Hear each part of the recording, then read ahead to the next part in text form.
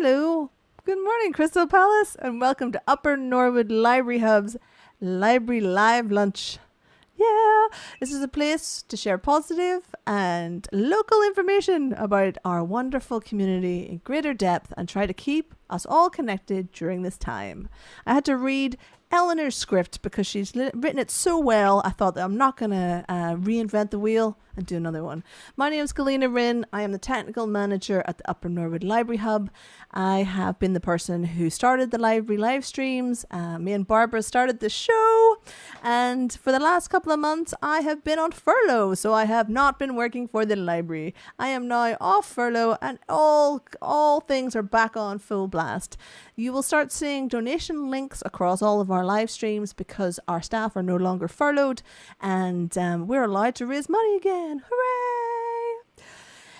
We are just taking today to bring you our new presenters. I will be one of them, and I am sharing that load with Kat. One second while I turn your camera on. There we go. There's Kat. Hello, Kat. Hello. Ah. So Eleanor is away sunning herself somewhere far. No, she's not. She's away volunteering. The awesome lady that she is away volunteering from Croatia, I understand. And she'll be sorely missed. And her boots are so massive, it actually takes two, perhaps even three of us to fill her shoes. And me and Kat are going to try our bestest to do all of that. So I'm just going to interview Kat, just, because I need to level up on my interviewing skills, and Kat needs to get involved here on our wee show. So how are you today, Kat? I'm great, thank you. How are you? I am grand. Are you local to Crystal Palace, are you? Yes, I am. I'm more Sydenham side, but up on the hill. It's my local park, it's my local high street. But yeah. Amazing. Are you originally from here?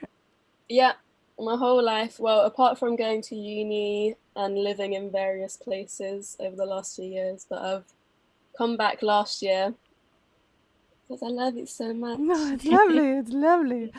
Okay, so you find yourself now, whether you like it or not, fully engulfed in the life of the library. Tell us a little bit about what you do and what you're not. Yeah, what is it you do? What is it you do? What is it you do? So I'm a videographer, so filming, editing, all of that. But I also have been a youth development officer. I've worked for different arts organisations, doing youth engagement, but also that is normally quite intergenerational. Like your base is the youth, but you're wanting to get everyone in the community involved as much as you can. But whilst I was being a youth worker, I realised I was like, I'm 23, I am youth. So I moved into working for different production companies, different filmmakers, just to try and get my experience in that field a bit more conclusive. That's what I dreamt about doing, so I thought, why not do it? And now I'm at the stage where I want to bring that all together somehow by making my own production company, probably. Watch this space. Yeah. Amazing. You have to dream big. You have to dream big. Well, isn't that the thing? So you've signed up to, I understand you've signed up to volunteer for the library, is that correct? Yes. So I initially signed up to be a host of the Library of Things. It's literally because I saw it online. I knew about Crystal Palace Library and that it had a great offer in terms of arts and just kind of community projects compared to some other local libraries. But yeah, I just saw it online, so emailed, and then obviously the conversation starts, and now I get to join in on this. Woo! So I'm hosting still, but in a different format. This is the only true format that really matters anymore, I can tell you that. This will be us for a long time. And it's great to have other technical folk of the little technical forest coming and joining us. That's great. So they've already roped you into a bunch of projects. This one. What else are you involved in? So I will be making a couple of short films for the Alone Together project. It's mainly been podcast based that Eleanor has been doing, but just to bring a visual element to it. And yeah. Ooh. And how many of those videos are you? What kind of videos are you currently working on? Like, what's the context of those All Alone Together videos? That's what I'm asking. So haven't properly started filming yet, but the plan is 5 short films that can then be turned into one longer whole film. But the short films will be so that they can be put on the YouTube, be put online, and quite easily digested. Doesn't take a lot of time, but then have a longer thing that can be put into the library's online library. The online library, amazing. Eleanor, I'm going through Eleanor's questions. I've basically stolen all of Eleanor's scripts, and I'm just going to go through some of that because we obviously are not as skilled in this whole interview process as Eleanor has found herself to be, which is amazing. So she asks, what are your aims and ethos in your work? Do you have aims and ethos? Have you thought that much about it? Yeah, I think I've had the same kind of ethos throughout my life, but I've been able in lockdown, by having the time to kind of sit with what I want to do, I actually came up with the 5 C's. Ooh. I don't know if I've even told anyone about this. This is exclusive.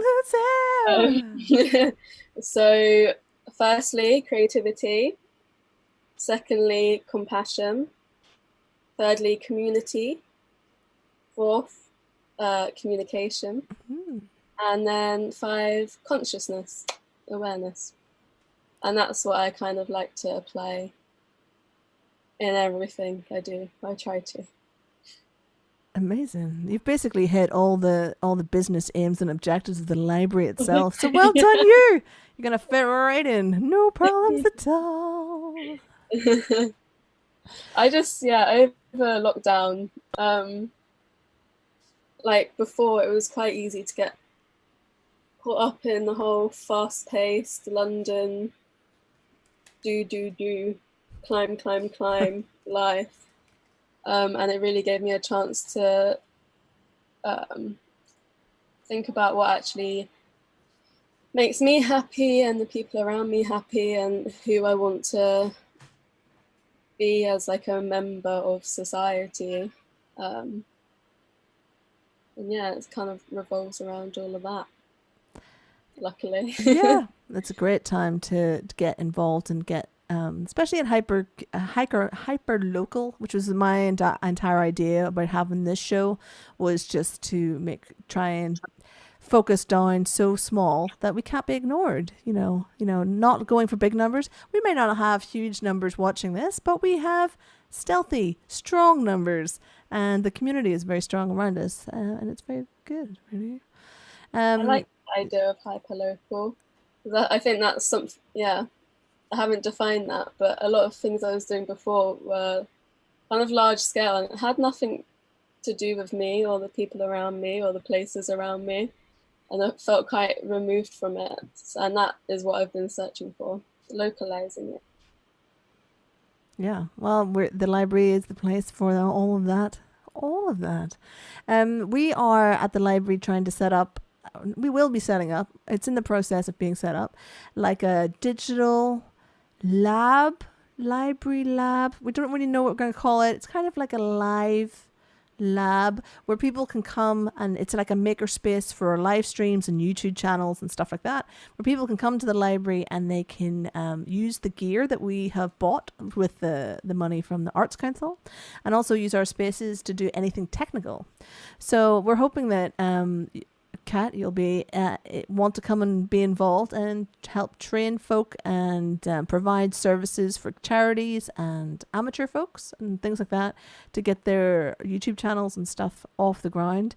And you have all the skills I don't have, because actually I don't like working in video at all because it's very time consuming. I'm an audio person myself.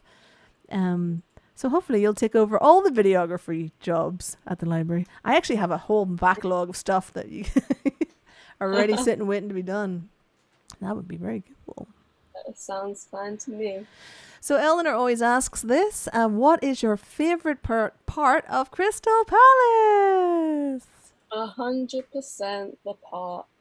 I mean, I think that's probably a obvious answer, but it's where I spend most of my mornings in Brown and Green Cafe getting my coffee.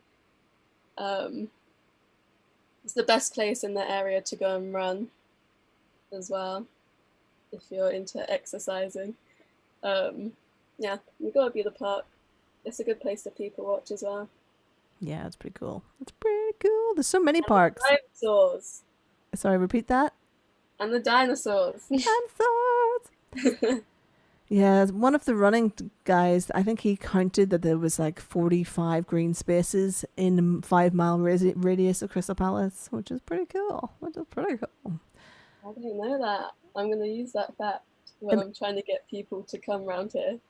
I would double check that as a fact. It may not be true. I cannot remember the number off the top of my head, so it doesn't maybe fact check that one. But it's pretty close. I reckon it's pretty close. So thank you, Kat, for coming on. Kat will be taking over some of our presenting as we go forward. I think maybe Friday. You're doing Friday? Are you doing Friday? We're literally booking we're making this up as we go along. Literally making it up as we go along. So we'll call this one a little short day, certainly, just to ease us all in to the new way of working. I've got some announcements for you all. So this weekend, Attic Arts Club starts up. It is a whole weekend, Friday to Sunday, of kids shows, comedy shows, the whole hoo-ha. In the description of this show, you will see a link to the Attic Arts Club.